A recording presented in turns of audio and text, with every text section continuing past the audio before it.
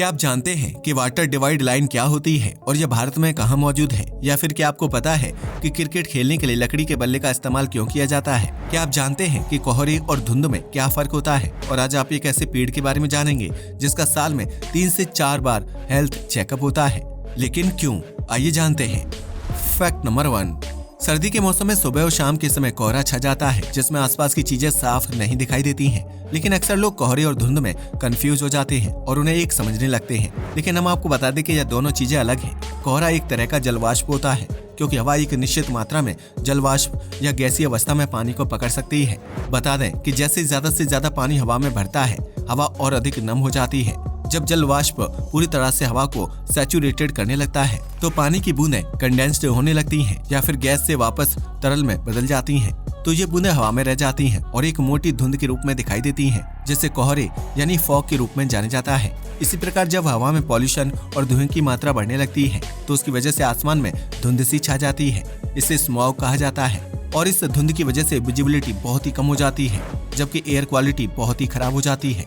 इस तरह की हवा में सांस लेना नुकसानदायक साबित हो सकता है, जबकि अधिक धुंध छा जाने की स्थिति में सूर्य की रोशनी सही से धरती तक नहीं पहुंच पाती है और इस वजह से धरती वासियों को काफी समस्याओं का सामना करना पड़ता है। Fact number 2।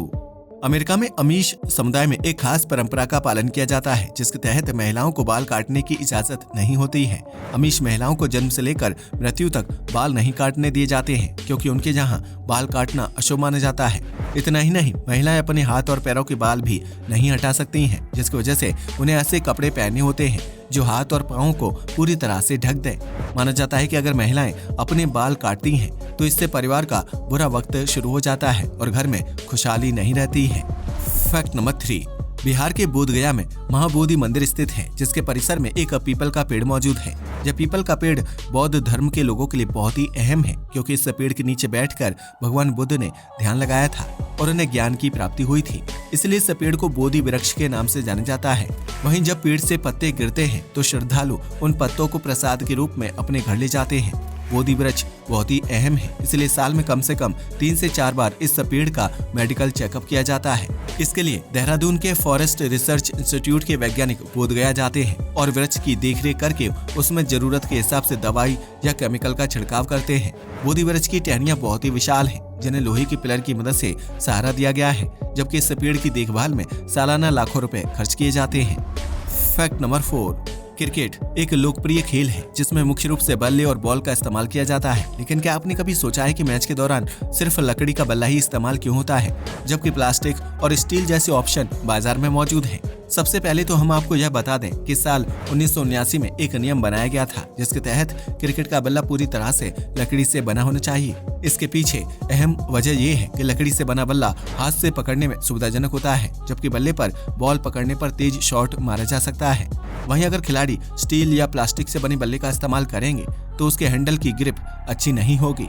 इसके अलावा दूसरे मटेरियल से बने बल्ले पर बॉल पड़ने पर तेज शॉट लगाना भी मुश्किल हो सकता है, जिसकी वजह से मैच के दौरान सिर्फ लकड़ी से बने बल्ले का इस्तेमाल किया जाता है। Fact number 5।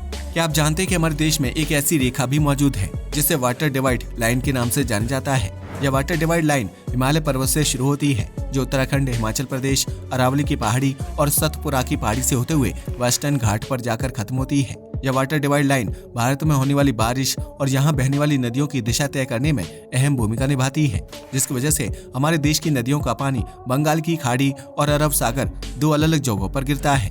Water divide line के पूर्वी हिस्से में जब बारिश होती है तो उसका पानी नदियों के जरिए बंगाल की खाड़ी में गिरता है। भारत के इस हिस्से में मुख्य रूप से गंगा, यमुना, ब्रह्मपुत्र, गोदावरी और कावेरी नदियां बारिश का पानी अपने साथ बंगाल की खाड़ी में ले जाती हैं। इसी प्रकार वाटर डिवाइड लाइन के वेस्ट हिस्से में होने वाली बारिश का पानी अरब सागर में गिरता है, जहां मुख्य रूप से सिंधु, रावी, झेलम, सतलुज, लूनी, साबरमती, नर्मदा और ताप्ती जैसी नदियां बरसात के पानी को अपने साथ ले जाने का काम करती हैं।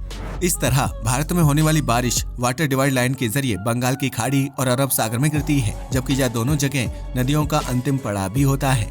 आज के लिए बस इतना ही। वीडियो पसंद आया हो तो इसे लाइक और शेयर करें। धन्यवाद।